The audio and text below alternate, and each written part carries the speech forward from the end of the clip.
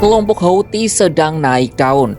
Sejak perang antara Israel dengan Hamas dimulai pada Oktober 2023, Houthi seolah sempat kalah pamor dibandingkan Hamas dan Hizbullah.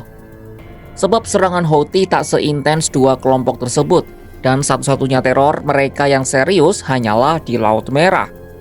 Di sana Houthi menyerang kapal-kapal yang terafiliasi dengan Israel dan Amerika Serikat. Namun semua berubah di awal 2025 ini. Adanya gencatan senjata antara Israel dengan Hizbullah plus Hamas yang sudah melemah membuat Houthi naik jadi motor poros perlawanan. Israel dan Amerika Serikat sebenarnya sudah melakukan berbagai serangan yang menyasar infrastruktur militer maupun sipil di Yaman. Namun kelompok ini tetap bertahan dan terus meneror Tel Aviv. Lalu kenapa serangan Houthi sulit dihentikan Israel? Simak selengkapnya dalam video berikut.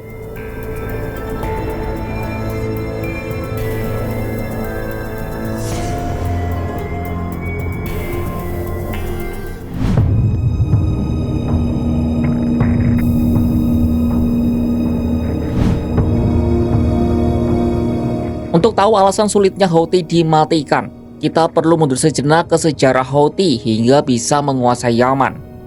Houthi awalnya adalah kelompok pemberontak yang tidak terorganisasi dengan baik. Mereka menyerbu ibu kota Yaman Sana'a pada tahun 2014, sehingga pemerintah resmi Yaman harus mengungsi ke kota Aden di selatan. Setelah berhasil merebut Sana'a, mereka harus menghadapi koalisi militer yang dipimpin oleh Arab Saudi.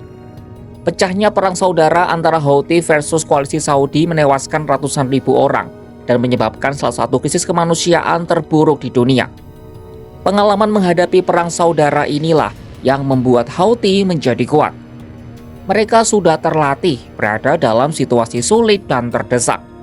Apalagi dalam beberapa tahun terakhir, Houthi terus memperkuat persenjataan, mencakup pengembangan drone serta rudal jarak jauh. Sejumlah analis menganggap perluasan ini berkat dukungan Iran yang telah memasok milisi di seluruh Timur Tengah. Ketangguhan serupa juga ditunjukkan Houthi dalam melawan Israel dan Amerika Serikat. Dua negara sekutu ini bisa jadi adalah dua pihak yang paling dibenci Houthi, tercermin dari Sarka atau slogan teriakan mereka yang berbunyi Allah Maha Besar, kematian bagi Amerika, kematian bagi Israel, kutukan terhadap orang-orang Yahudi, dan kemenangan bagi Islam.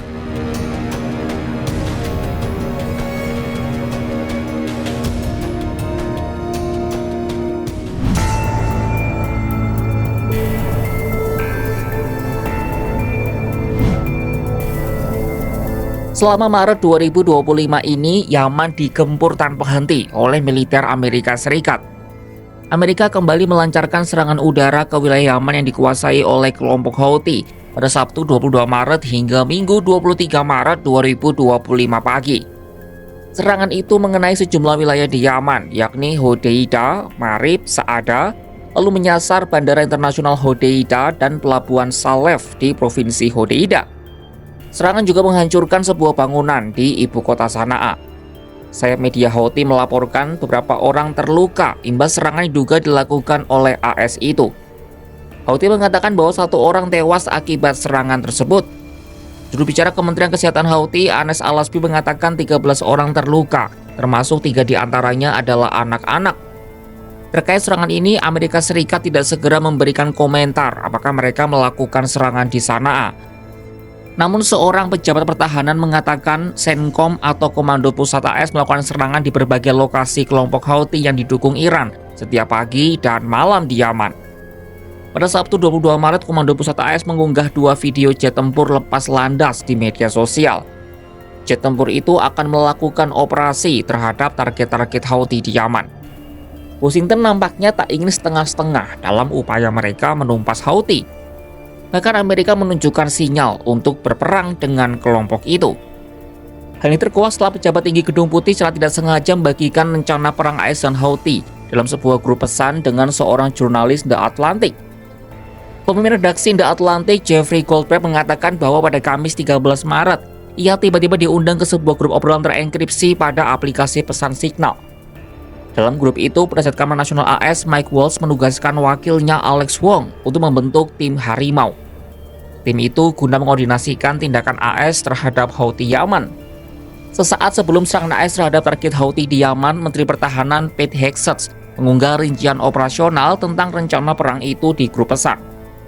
Hegseth bahkan mengekspos soal target serangan, lalu senjata yang akan dipakai AS hingga urutan serangan terhadap Houthi Yaman. Menurut Goldberg, tindakan Hegseth itu sebagai penggunaan grup obrolan yang sangat sembrono. Selanjutnya, pada 15 Maret, Presiden AS Donald Trump melancarkan kampanye serangan militer terhadap Houthi Yaman.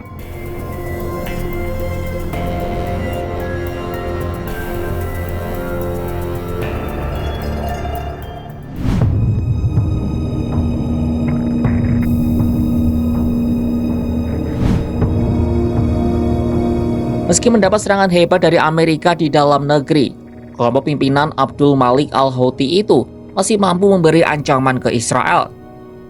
Sirene serangan udara meraung-raung di Yerusalem pada Senin 24 Maret 2025 malam. Israel Defense Force atau IDF mengatakan pihaknya mencegat rudal yang diluncurkan dari Yaman. Masih belum ada pihak yang mengaku bertanggung jawab atas serangan itu. Tetapi melihat pola sebelumnya, kemungkinan besar rudal ini merupakan kiriman dari Houthi. Sehari sebelumnya, sirene juga berbunyi di hampir seluruh wilayah Israel. Ini adalah peta lokasi di mana sirene Israel berbunyi saat Houthi menembakkan rudalnya dari Yaman pada Minggu 23 Maret 2025 pagi. Houthi makin intens melancarkan berbagai serangan ke wilayah Israel, usai Yaman terus jadi sasaran serangan Amerika Serikat.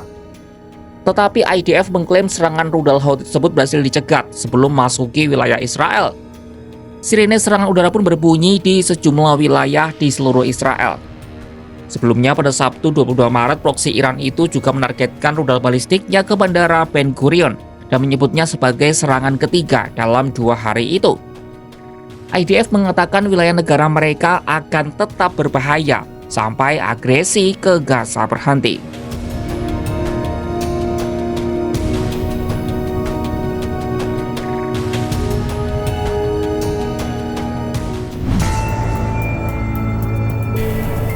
Kerasnya perang saudara di Yaman membuat Houthi terlatih berada di posisi sulit.